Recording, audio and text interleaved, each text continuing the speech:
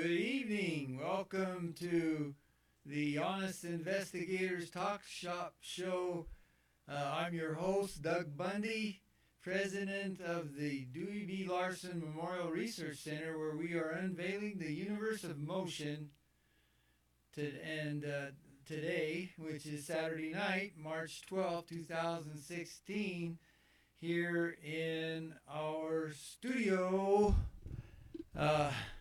at the Larson Research Center.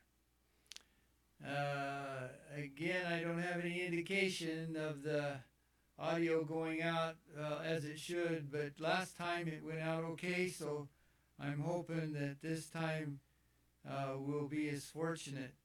The hardest thing to do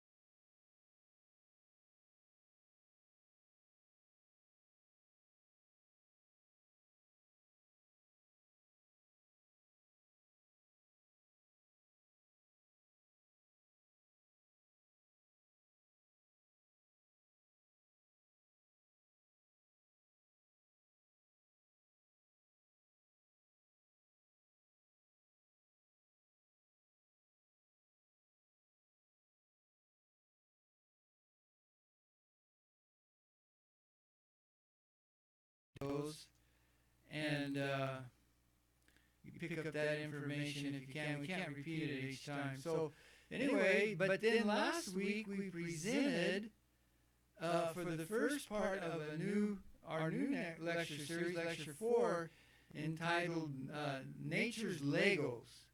Unfortunately, however, the presentation was to a live audience and therefore was not recorded. So tonight we're going to repeat that presentation here online so that it will be recorded and archived.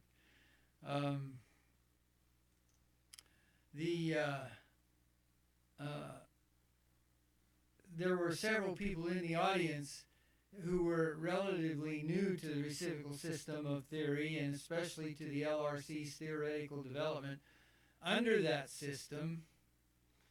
And so it was started from the beginning there. And I don't want anybody to have to feel that things are being repeated that much, but you know what, I don't like the looks of this. It looks like maybe we're getting it from the wrong microphone. Oh my goodness, I had this all set up and working, but now I'm taking a chance that it's going to work all right. Let's see. I have to. I'm sorry, but if I don't check this, I know I'll get burned. I always do. So if you'll pardon me just a little bit, I'll see if I can rectify this. It's saying the microphone. Oh gosh.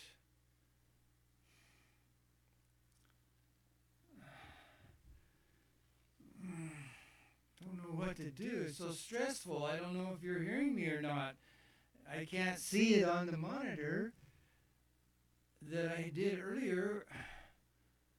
And the source, let's see if let me.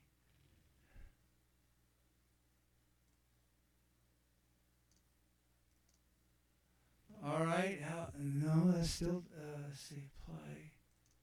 Hello, hello, hello.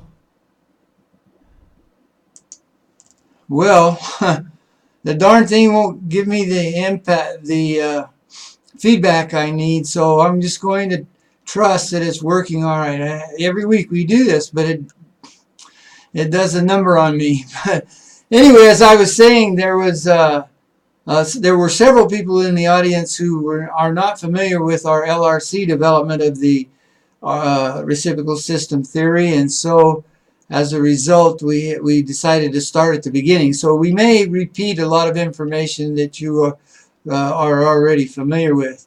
But let's move on to the next slide here, where we posit a universe of nothing but motion, and that's consisting of a different kind of motion. It's not the motion of objects, but simply a relationship between changing space and time, increasing space and time. And this motion exists in 3 dimensions in discrete units and with 2 reciprocal aspects, space and time.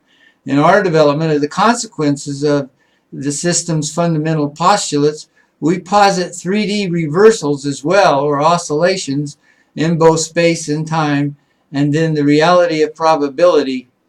So the mathematics of this eternal progression is easy to formulate, since it proceeds in these discrete units and in 3 dimensions, where each dimension contributes 2 directions used in quotes because it's not like the directions in a compass rose, but rather in or out, in the sense of left or right or up or down or backwards and forwards, in that sense, where it moves in 2 directions simultaneously, outward from the center or inward towards the center. Therefore, the increase of space over time is 2n cubed, or 2 cubed equals 8, then 4 cubed equals 64 as it proceeds in time. 6 cubed equals 216, and 8 cubed equals 512 ad infinitum. Additionally, the value of the unit increase, may be the square root of 1, or the square root of 2, or the square root of 3, as we've explained in previous lectures. Now the number 2 in the progression equation comes from the 2 dimensions in each direction. So that's why there's 2. Then the number n is the marking of the regular passage of time, while the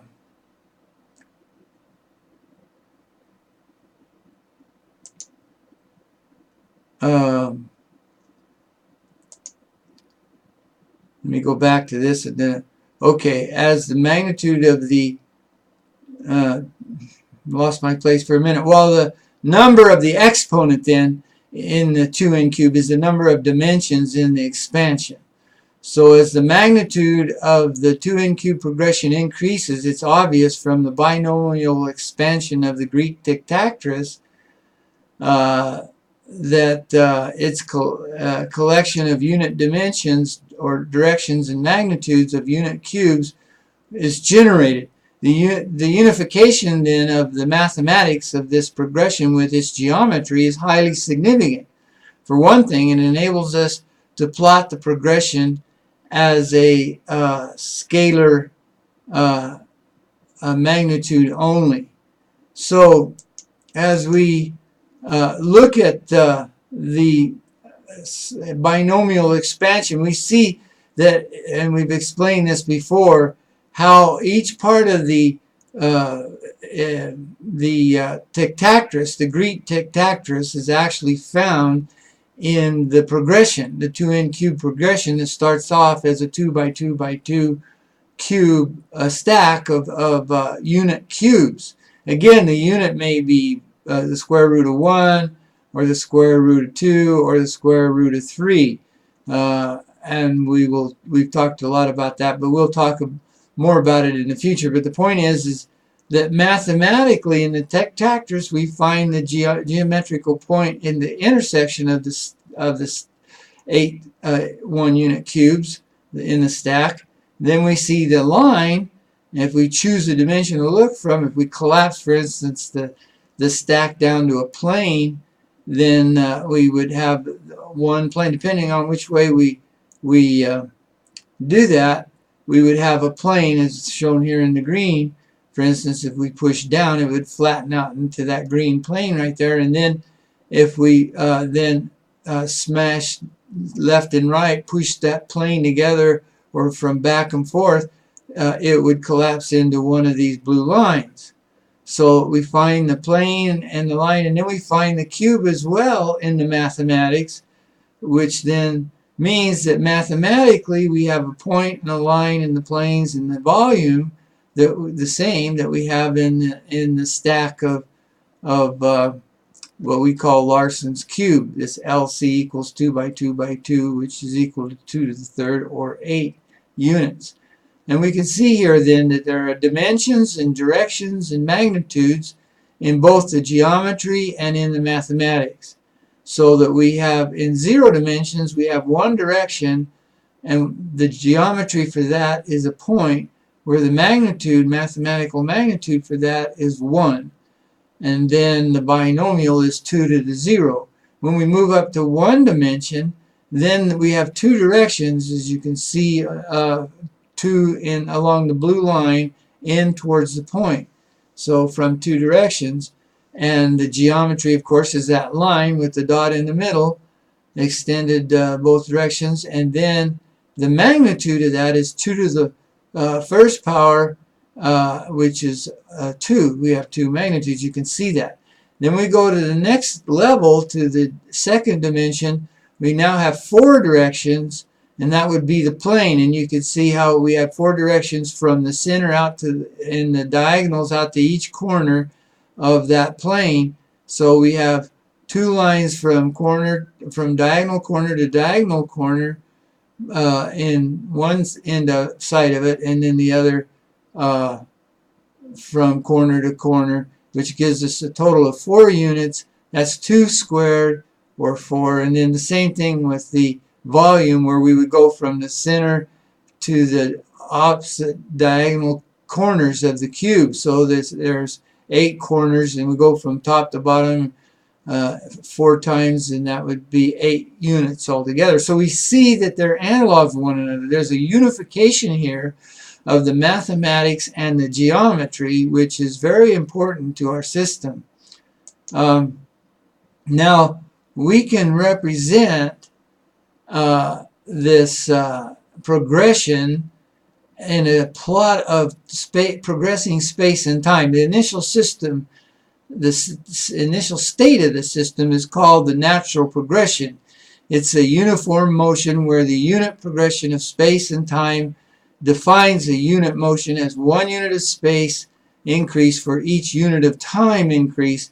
And the equation for this unit increase is velocity, but there's no object moving here, so we just write it as S over t equal to 1 over 1 here in the equation written in green, as you can see here, the unit progression.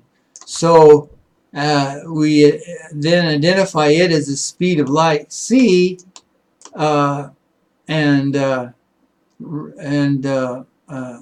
even though nothing is moving, it's growing. Space and time is growing at a speed of light, not relative to any fixed reference system, but just in terms of the space and time increase. So it's a little different idea of motion, but very important to understand. Now, in order for something to exist in this postulated condition, there must be a departure from uniformity, which leads us to posit that it's possible that direction reverses may occur, and if so, then these reversals would effectively stop the progression of the aspect of the motion in which they occur. So you can see that here, time's progressing in our chart upward on along the red line, and a reversal in space would which is progressing along the blue line here horizontally to the right, while time continues to increase, would cause this arrow to be a diagonal in the opposite direction, and then reversing again a diagonal in the same direction as the progression, and then you see we're at right angles to it again, and so on and so forth. So we oscillate over this 1 unit while time progresses. So that's a space oscillation, and the orthogonal case, or reciprocal, they're the same thing, is when time then oscillates over the same unit while space progresses as shown here. That gives us two kinds of progressions. Now, it's important to understand later on that this is a 2D chart of really what is happening in 3 dimensions, and it's very difficult to show it in 3 dimensions, so we just do it in 2 dimensions. But this would not be the square root of 2 here that you would normally think of it being, but rather the square root of 3, as this is a volume oscillation.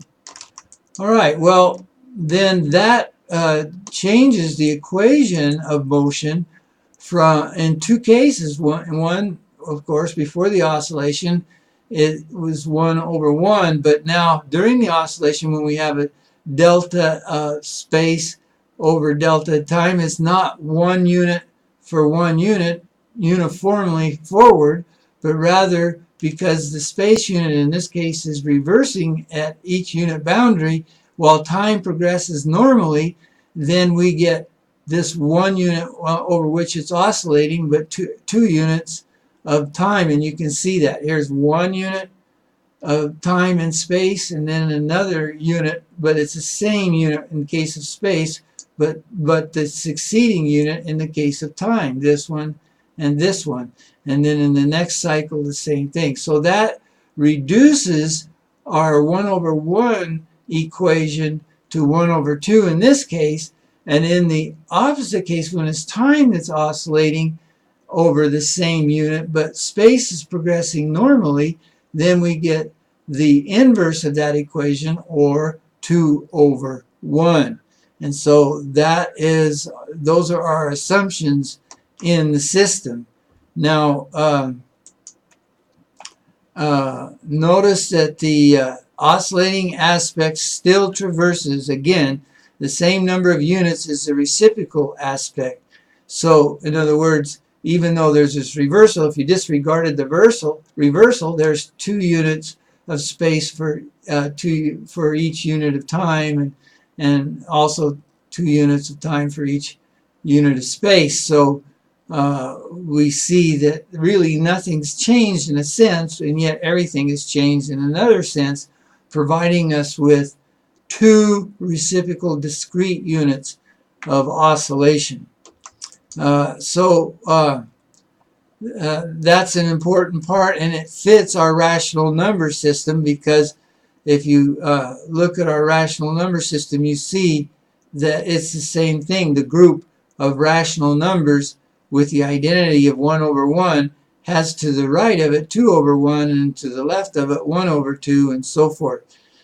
Since these 2 reciprocal conditions then are plotted, though, as orthogonal magnitudes, it's important to understand that the possibility exists that an oscillating time unit might be in the future of this unit here, this oscillation here, and an oscillating space unit might be in, we call it the future space of this unit here. So that's important to see, because then that enables us to see the possibility that they would align or combine.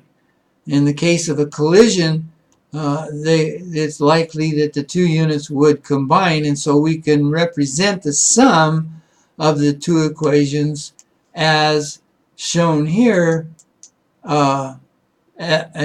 This S pipe T with the uppercase S and T, we'll explain in a minute, but we would have then the space oscillation and the time oscillation, and if we added those 2 together, we would get 3 over 3, because we're not counting the inward part of the oscillation, so we stick that in the middle here to account for the inward part.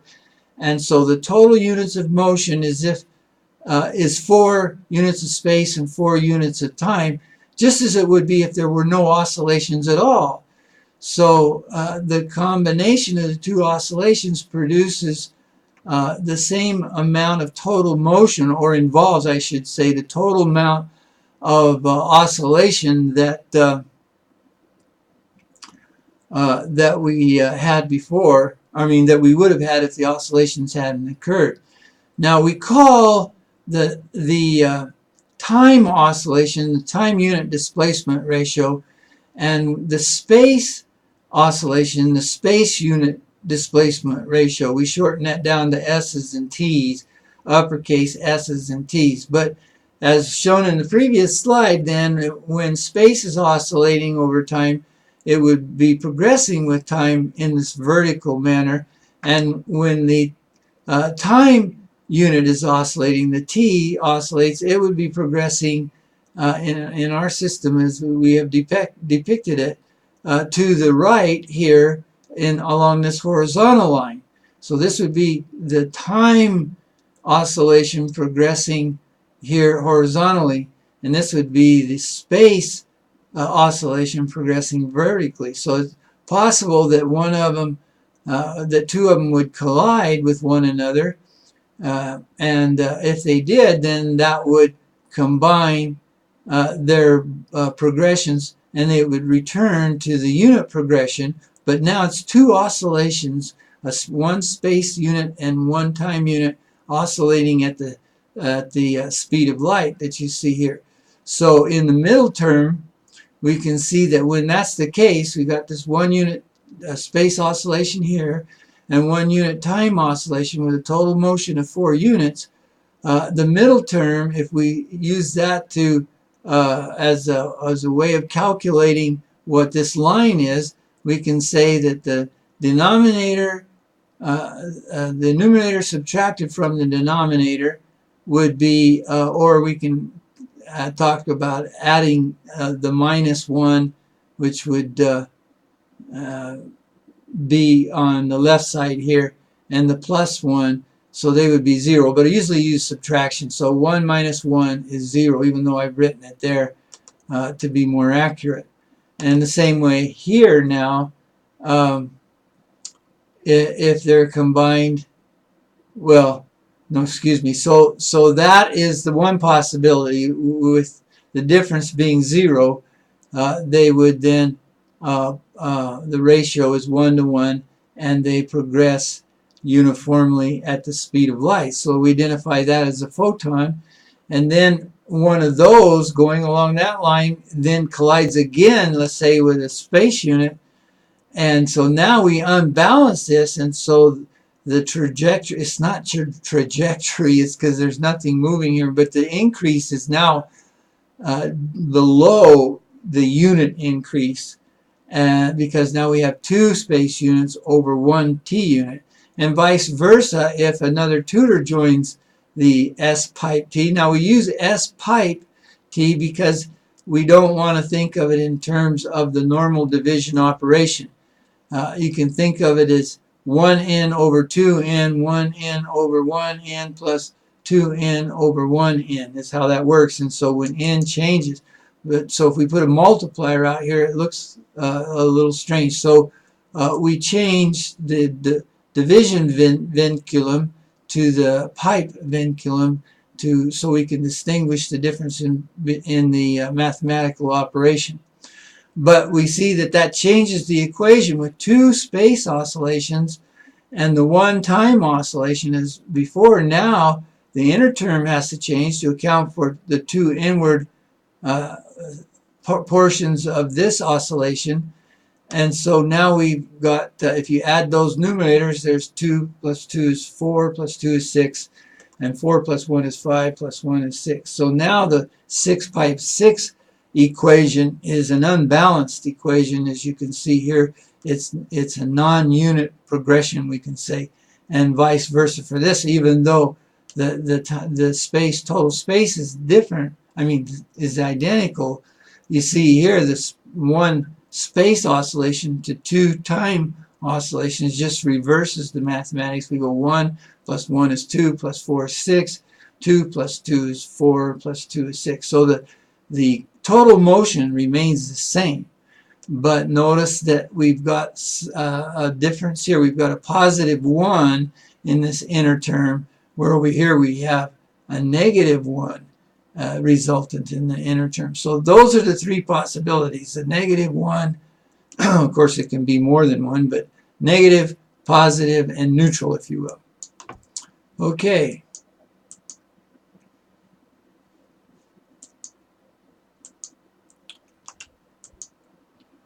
So we can represent these schematically, these three possibilities, and that helps us when we're trying to keep track of what we're doing. So explaining this here, these three possibilities in an S-pipe T unit that had equal amounts of space and time oscillations, space on the left represented by the red circle here on the end of this horizontal line, and blue representing the time oscillations. If those are equal, then the middle term is green, like a pointer on a scale pointing to 0. It means that it's balanced, right? But if there are more red oscillations, as in this case where we have a 2S pipe 1T, then the middle circle is colored red to indicate that the balance is towards that side, and vice versa here. It's colored blue. It looks black, but it's supposed to be blue. And it then indicates that we have an imbalance, but to the time side. So in this case, it would be 2 time units for 1 space unit. So we put the blue circle in. We color the middle circle blue. So those are the 3 possibilities. Now we can combine those into different combinations. As you see here, we've combined 3 of the 2S pipe T units. This unit here, combined those together in this triangular configuration. So now we can multiply those together. 3 times 2 is 6, and 3 times 1 is 3. So now our equation is 6S3T.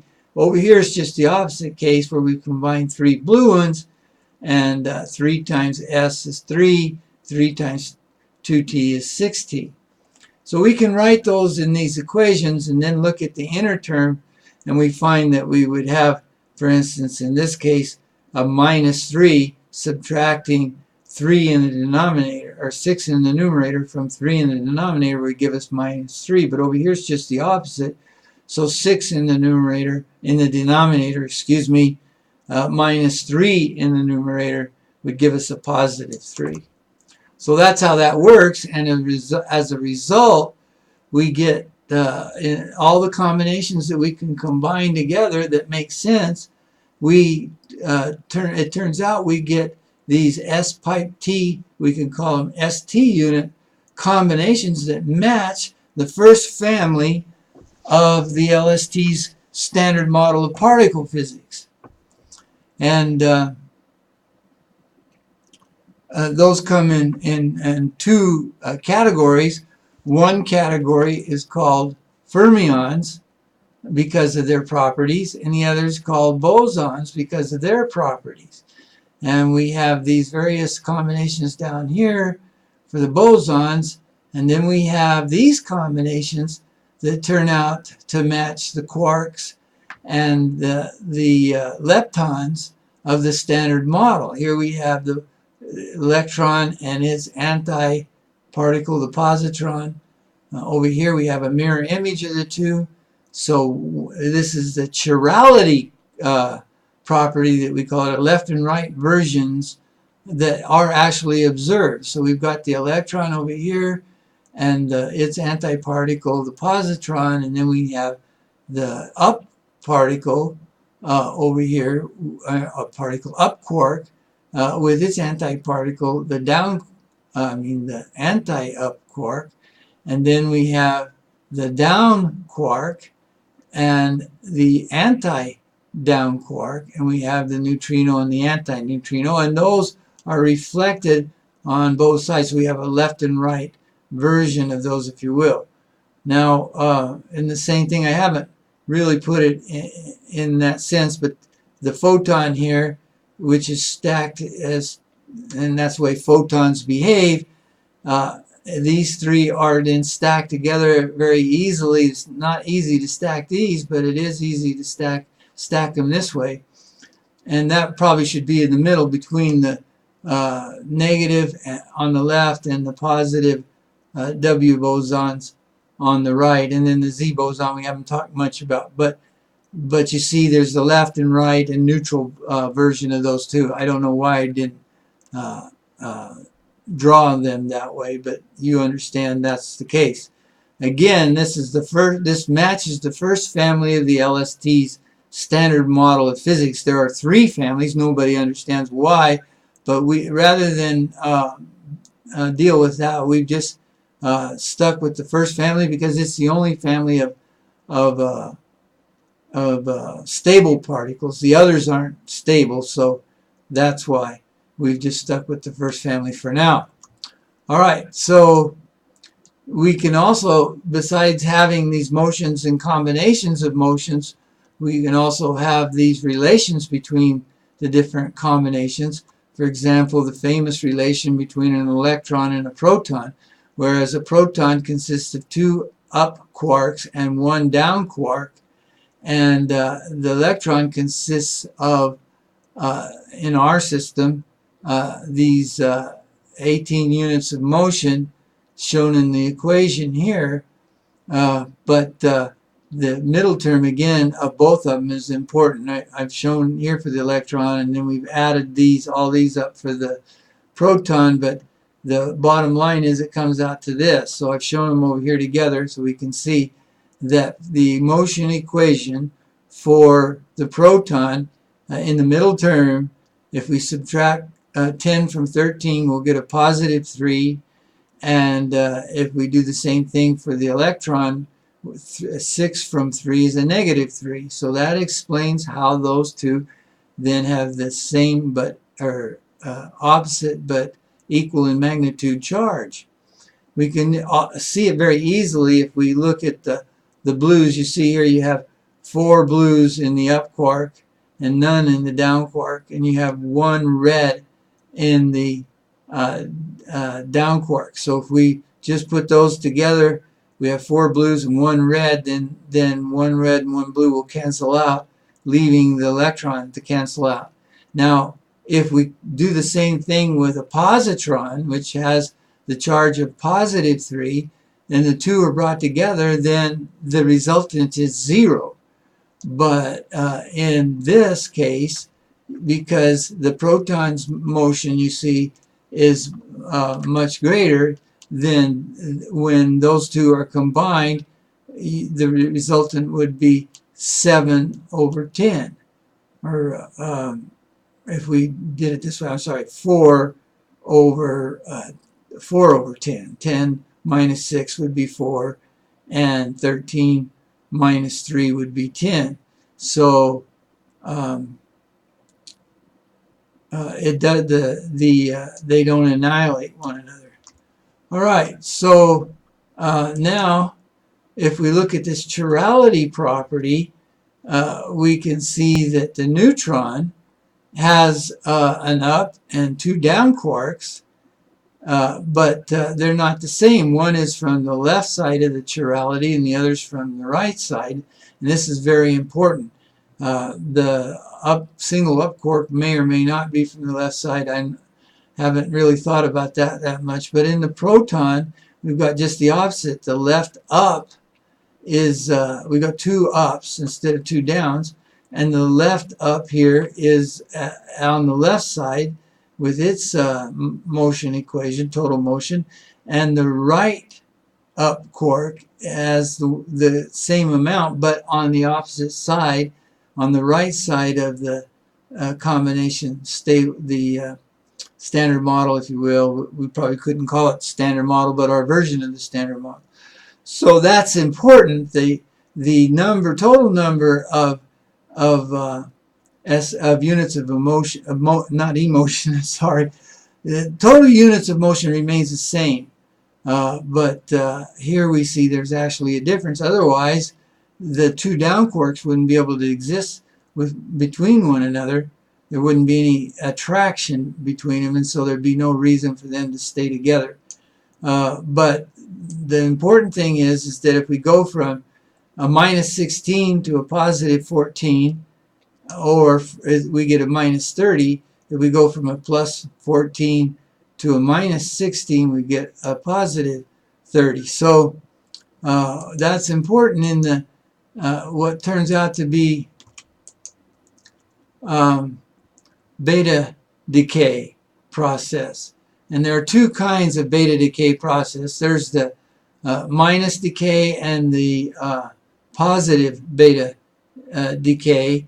In the minus decay, the change in the down quark, the down quark changes to an up quark.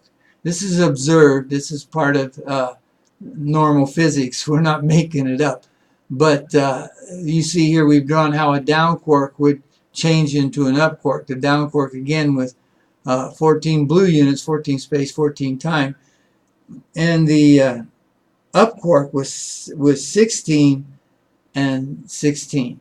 And so there's a difference of 30 units, and that's just what a W minus boson would have. So by emitting, if the down quark emits that 30 units of motion that are encapsulated in a W minus boson, then that equals an electron and an antineutrino.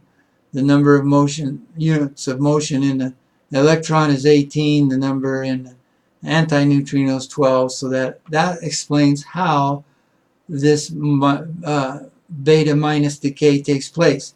And so the down is changed to an up by going from change in chirality in one of the down quarks in the neutron. So the neutron then becomes a proton. Well, the exact opposite happens in the beta plus decay, where two of the up units, 16 and 16, one of those of the two changes to, goes 30 units down to the other side to change to a 14, 14. And so now we have two, that leaves us with two down quarks instead of two up quarks, which is that shown here. There's the result. So that changes to a down, and so together with the other down in the neutron, we would have two downs, and there would only be one up left because it's changed. So that changes the proton into a neutron. And we see here it's the same thing. The same difference is 30, and then that equals a positron and a neutrino's total motion. So motion is conserved in this process. So that's a very exciting result, because all we've done, we never made this stuff up. We just followed the consequences of our postulates from the beginning. Okay, so now we can see that there are further combinations where the electron would join with the proton, who has just the right balance of charges with two up quarks, total of 4 units of blue motion, we could call it, and then one from the down quark of a minus red. It gives us a total of a positive 3, which matches in an opposite way, or tracks, we might say, then the negative 3 of the electron. And so that electron would fit right in with the proton. I know this sounds strange. It's not the orbiting model of the atomic of the atom that we're used to, but you can see how it works out with the numbers.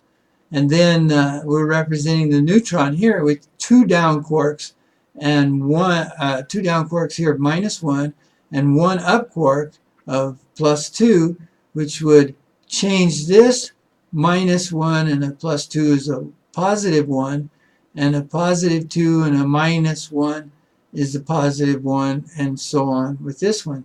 2 and -1 is 1. So the total of deuterium, which has both a proton and a neutron, changes the net motion, but not in a way that would not allow the electron to fit the atom. So when we get the first full atom, the deuterium atom, we have this terrific balance between the electron. And we didn't have to do any of it. It just naturally comes out. And so down here we're trying to show how this could work. This is outdated, but at any rate, we're showing how we would proceed then from a proton and then add a neutron, and then 2 protons, 2 neutrons, and so on, 3, and then 4, and so on up the periodic table. But the periodic table is quite extensive, and it has this, we put it in the form of a wheel here called the, so it's really not a periodic table in this form, it's a wheel of motion. But it has these 4 n square periods, meaning that there's 4 n square when n is 1. We have 4 in here. We don't show them all because that's the proton without an electron, and then the proton with the electron, and then the full atom of deuterium, which would be the third one, and then the fourth one is completes the helium, making it the inert noble gas that it is, which won't combine with anything. And then we start the next period after that, period of 4. We have now a period of 8. 1, 2, 3, 4, 5, 6, 7, 8. We complete another of the periods, and then we go another 8 and complete it with argon.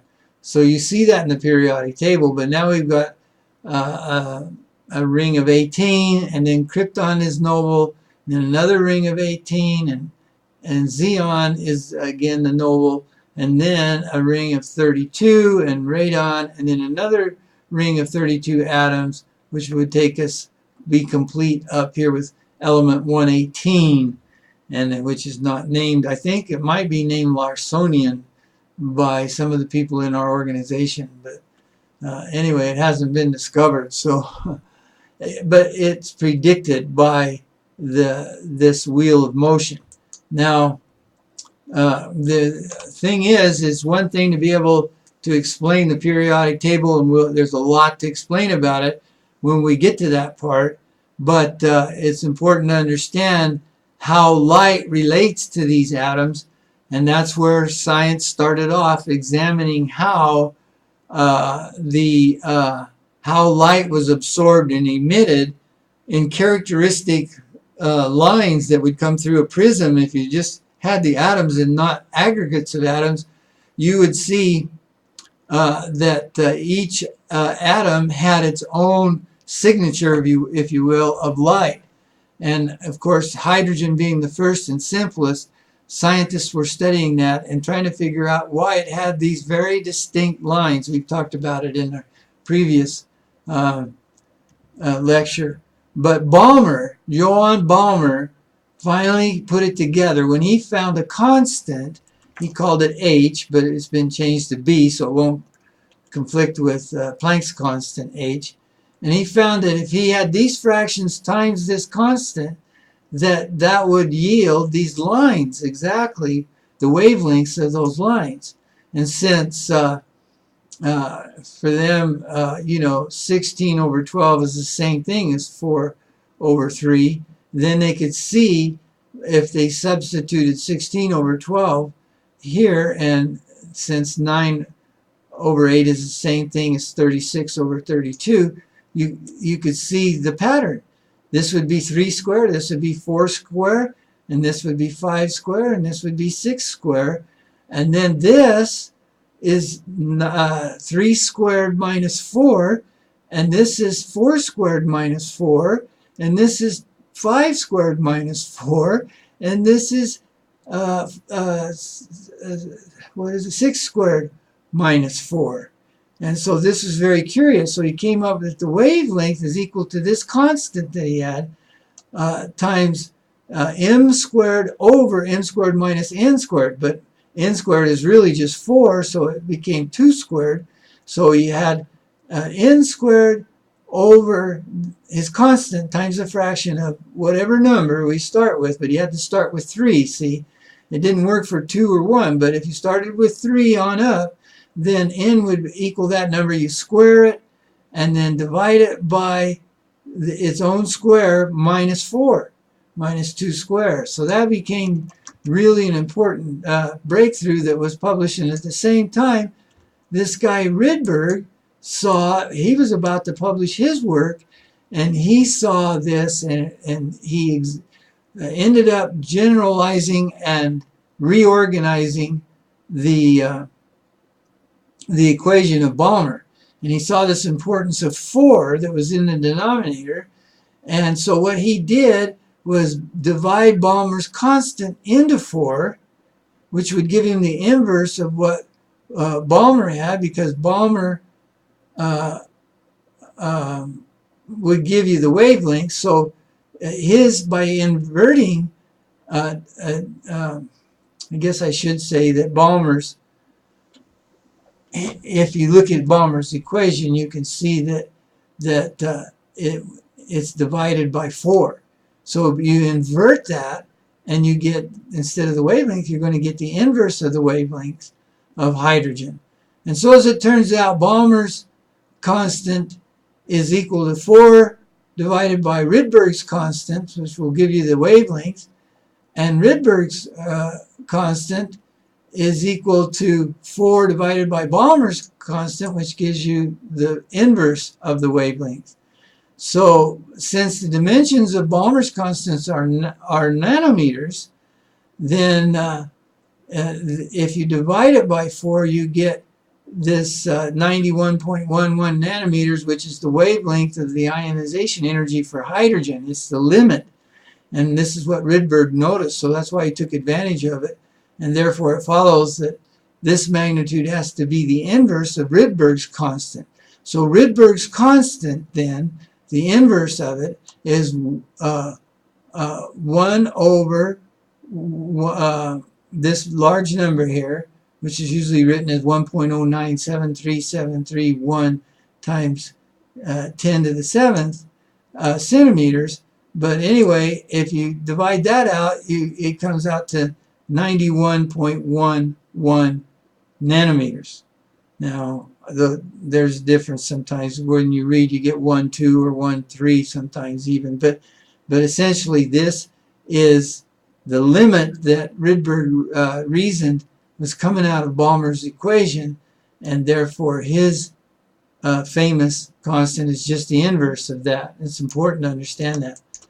Okay, so if we do that, then later on they found that with Rydberg's constant, they could generalize Balmer's equation, and this is what we normally use for 1 over the wavelength, which is equal to Rydberg's constant times 1 minus 1 over n squared. That way now you can deal with n equal 2, and whereas with Balmer's you couldn't. And it turns out then that, like I said, that is equal to the ionization energy of the electron. All right, so now we have this really interesting role played by the number 4 here. Balmer's original equation was 3 squared divided by 3 squared minus 4, 4 squared divided by 4 squared minus 4, and 5 squared divided by 5 squared minus 4. So this whole idea of 4, if you multiply Balmer's constant times Rydberg's constant, is equal to 4. So what is this deal with 4, or 2 squared? Well, it's really important because we can figure out from that all the wavelengths. This is the Lyman series, and when n is equal to 2, this is how the wavelength works out, and so forth for all of these levels, and you get to the limit, which is, like I said, 91.1 some odd digit, and that then it describes the energy levels of the whole hydrogen atom, and when it turns, some of these are in the ultraviolet, and some are in the infrared, and some are in the visible part of the spectrum. But Lyman, after Balmer and Rydberg had worked this out, was able to publish this series here. So it's called the Lyman series, and it goes from beginning to end of the hydrogen atom. So I think for that reason it was important.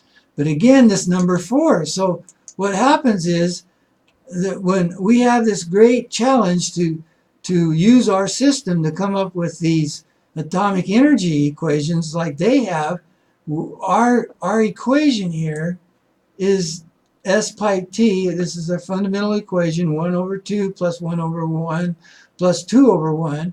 And each one of those multiplied by an n. So when we do a 3 or 4 or whatever, it makes sense. If we multiply this by some multiple, then we can do that by multiplying or by changing n here. But when n is 1, then it's 4 pi 4 as our fundamental equation. And so our question is, how in the world do we change this or relate this equation to this equation, which is the legacy system's energy equation, where Planck's constant times the frequency of the radiation that's observed in the atomic spectra gives us the energy. E is equal to Planck's constant times nu, or the frequency. And if you look at the time-space dimensions of that, the time-space dimensions are the inverse of velocity, or t over s, then would be equal to t squared over s, which is the dimensions of Planck's constant, times the frequency, which would be a cycle over time, see? Well, what they've done, you know, this is really hard to relate that question, this equation here to this equation.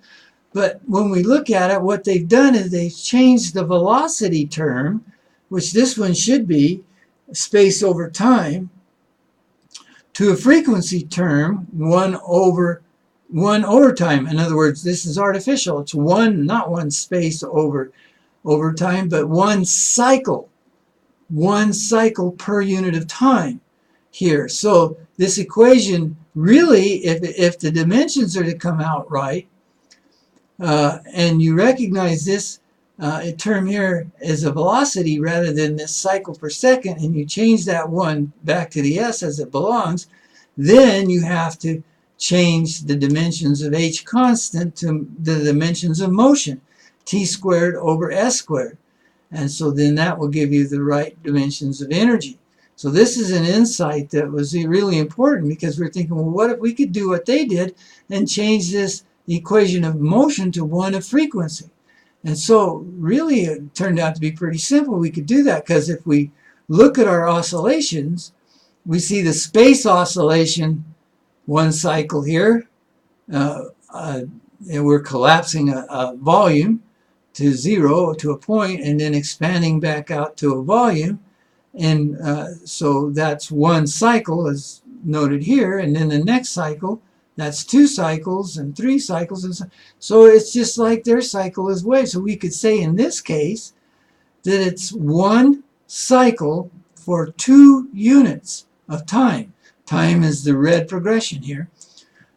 So we can see that 1, 2 for every cycle, 1, 2 for every cycle of the wave, we get 2 units of time. Well, that's the same thing as 2 pi.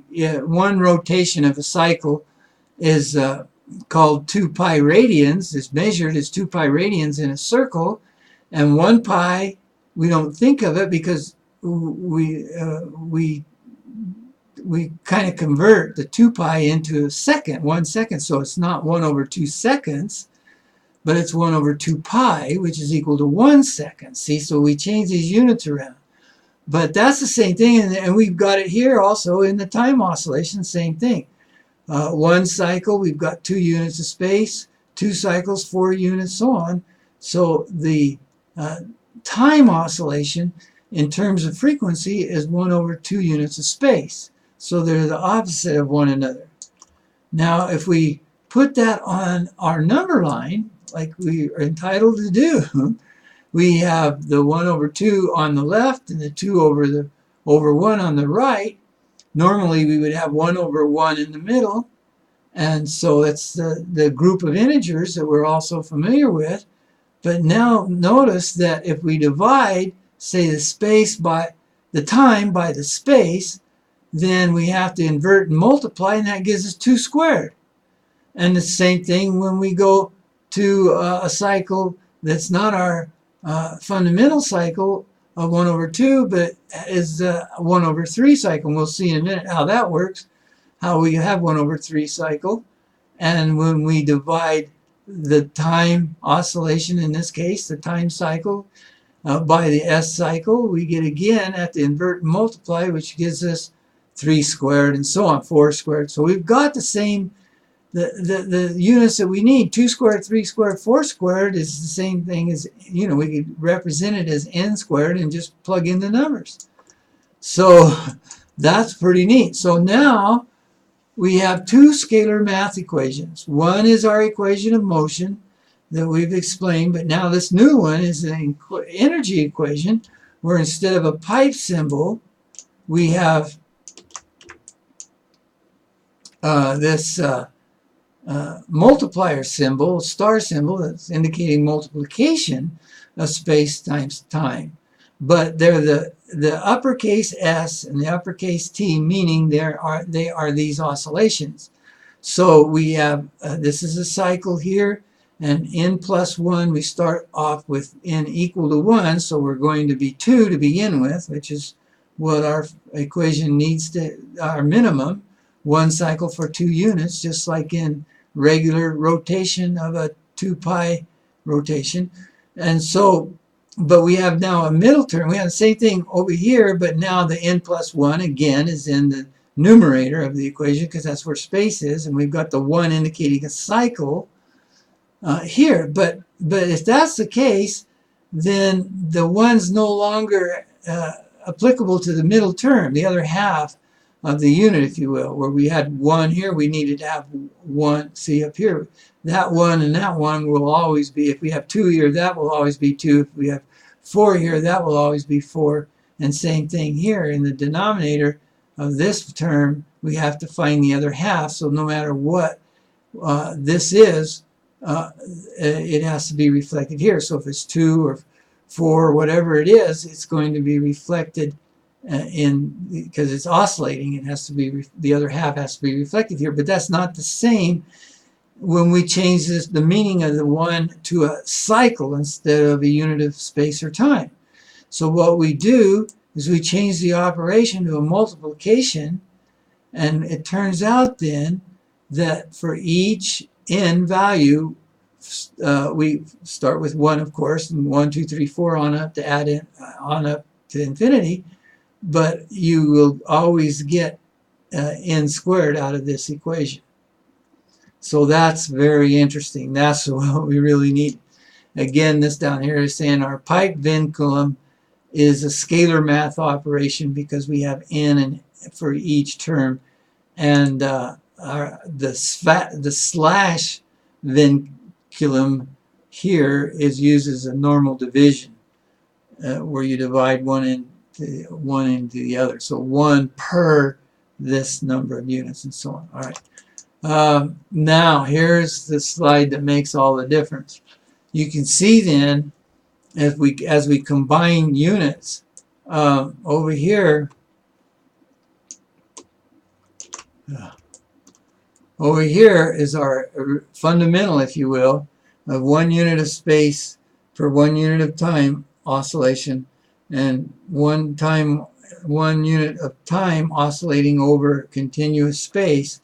That's the equation of the minimum equation of 4 units of total motion, 4.4 pipe 4, but that would give us, with our energy equation, 1 squared. And you can see it right here, plotted, it comes out, that's 1 squared. But our energy equation, when n is equal to 1, gives us this number as well. So mathematically and geometrically, we can see the two combining. And then as we go up, when we have 2 units, you can see the space oscillation is 2 units in and 2 units out, 2 units in, 2 units out. Same with the time. And if we apply our energy equation, then we get 2 squared and so on. And when the case is 3, we get 3 squared. When it's 4, we get 4 squared. And when it's 5, we get 5 squared. I didn't put the plot in for this one. But that's really important because now when we do the Rydberg, take the Rydberg constant, we can multiply them for these transitions up here between these S and T units of motion. It turns out it's n squared minus 1. Of course, he puts a 1 minus n squared for emission, but it doesn't matter how you do it. It's still going to come out the same. When this is 1 and this is going to be 0, when n is 2, this is going to be 3, and so on. So the transitions between these levels is the same thing as theirs, only they're not orbits of electrons. It starts with 0, but then the transition between 1 squared and 2 squared is 3, because you have 4 minus 1 is 3, so that's this same thing that you get from this polynomial equation here.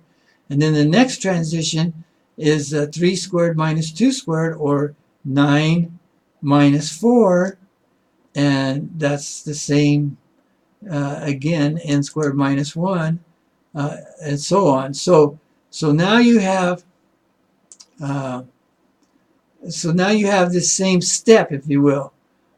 We go from well, I've circled them here, from 0 to 3, and then a step of 5, so 3 plus 5 is 8, and then a step of 7, and 7 plus 8 is 15, then a step of 9, so 9 plus 15 is 24, and so on. So it's the very same formula, and you get the very same results from it, and that's the spectrum of hydrogen.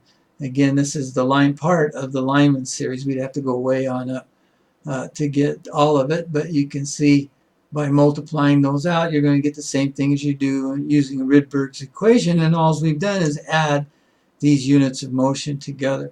So that's very significant because it's the first time that's ever been accomplished in the reciprocal system, and it's so straightforward. And again, we have to point out that these are just simply these results just come from simply examining the consequences of the fundamental postulates of the system. So we can say then that the wave number, or 1 over wavelength, is the reciprocal of the wavelength, and the electron's wavelength is 91.11 or 12 or 13 nanometers, which is the ionization energy of 13.6 electron volts, and half of it is a multiple of the natural unit, given then that the multiple of the natural unit is found in the electron. We ought to be able to find the natural unit of space and time that's part of the fundamental ST equation. That will help us when it actually comes down to not having to use Rydberg's constant. All right, and which we expect to do, because here what we're seeing already is this problem with quantum mechanics when they saw that Rydberg's equation, when applied to the Bohr atom, wasn't going to work, the Bohr model of the atom, so they came up with another model of the atom called the Schrödinger model, which uses orbitals instead of orbits of the electrons, and has these several selection rules and things. And so you get the periodic table as they try to explain it. But it turns out that this guy named Lecorne empirically took the ionization energies of atom levels of the elements and took this the ratio of the square root, or took the square root of the ratio of these ionization values, and he got these results which contradict the quantum mechanical order of the elements. Because here you see we have what they call the s orbital, S1, and then there's S2, along with the first p orbital of 6 electrons, and then another s orbital, another s orbital with another p orbital, and then we get a d. Before we get the rest of these, we get 2 d's interspersed in here. So that really changes things. That's not what quantum mechanics gives us. If you look down here, the order is the same to begin with, the S shell as they call it, and then the S and P for the first 2 periods, it's accurate. The blue here and these 2 reds. But then at this point, they have a blue, and then if you follow them, this green here would be in between the S and the P. So I didn't draw it right, but here's the S and the P. This part here should be blue, and this should be the red. But they've got this this set of 10 in between this set of 2 and this set of 6. And the same thing over here. They've got this set of 10 in between this next set of 2, which is the 5s, and the set of 6, which is the 5p. And we can see from the experimental empirical evidence that that's just not the case. And then here you got 14 and 10, and then the 2 and the 6. And as you can see down here, they've put the green in between the blue and the red in both periods. And over here, when I say both periods, both halves of the period. And then in the next period, they put both the F and the D in between the blue and the red. And again, I haven't shown the blue here. For some reason, I made that mistake. That should be blue, and only the 6 set of 6 should be outlined in red. But you can see that they have this green in between those two, and the blue and the green in between those two in the next period. Here is the right order. You can see S, and that's this one here, and then an S and a P, which is the blue and the red together, and another S and P, which I've just drawn as red here, but it should be red and blue. And then the next period should be D first, then SP, and in the second half of it, D first as well, and then SP to finish up. And over here should be the F, which is 14, and D, which is 10, then the S and P, and then it's not shown here, but there's another half of 32 elements, which would have 14 F and D equal to 10, and then SP. So they got it messed up. Something is awfully wrong. Well, they have no theory to explain it, and so that gives us a great opportunity to do something with it. Again, our levels are quite different. We can see how they fit the Tectactris with the 4 2s, two sets of 2, if you will. So there's 4 here, not 4. There's 8 altogether. So 4 sets of 2. So what we've got here, just as the Tectactris would have for 1 dimension or 0 dimensions. And then for 1 dimension, we've got 6, 2, 4, 6, and then we've got 2 10s, actually 4 10s, 2 here and 2 here, and then 2 Fs here of 14. So we've got 2 sets of 14, we got 4 sets of 10, 6 sets of 6, and 8 sets of S. It fits the Tectactris. It's amazing. All right, but we've got to see how that fits in with the periodic table, which we have with the first period 2 square, and the second, which is the second ring around here, is 4 square, all coming from 4n squared. And as n changes, then we get 6 squared, which is the red elements here, and finally the outer ring, which is a squared equal to 64 elements. So they all total up to 120. But that's because there's 2 missing, as I just explained earlier. This is only counted as 1 in the regular system. So you got 1 and 2 in that first period, but we're saying there's actually 3 in here, and this one is number 4 of the first period. So the first period is actually equal to 4, 2 squared. But anyway, what we want to see in all of this is that the reciprocal system of theory is drastically simplifying and unifying physical theory logically, geometrically, as well as mathematically. And the criticism, the long-standing criticism that it lacks its own mathematical formalism has now been answered, because we have one, and we are approaching the bridging of the atomic spectra that was called the Great Lacuna by KVK Nehru, because we were embarrassed not being able, saying that the reciprocal system was closer to the truth than the legacy system, but still not even being able to do what they've been doing for many, many years, and that is calculating the atomic spectra. We've gone on to many other things, but we couldn't do that one, and now it looks like that is in hand. So at least the old, what they call the old quantum theory, that had to do with the Bohr model and orbitals around the hydrogen nucleus. In our model, we don't have orbiting electrons. We don't have a nucleus. You just have the atom. And we're going to be talking about that in the next lecture, next Saturday night, and how that relates to the new quantum mechanics, where they have orbitals. We don't have orbitals, of course, but we have something else.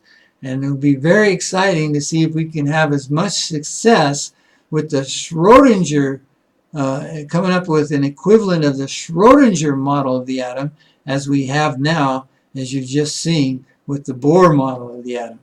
But until next Saturday, then, I hope that everybody has a good weekend, and I'll bid you adieu.